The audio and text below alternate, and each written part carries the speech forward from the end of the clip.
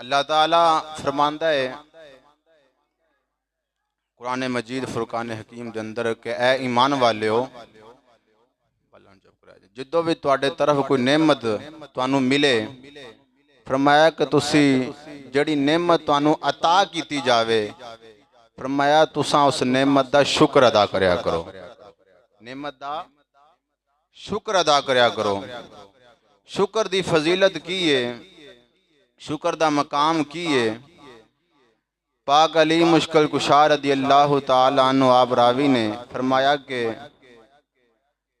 दो चीज़ां ऐसियां ने कि जिंदा अजर अल्लाह ताला इन्ना ज्यादा अता फरमांदा है कि वो लिखन तो बाहर है, इन्ना ज्यादा अल्लाह ताला अजर देंदा है।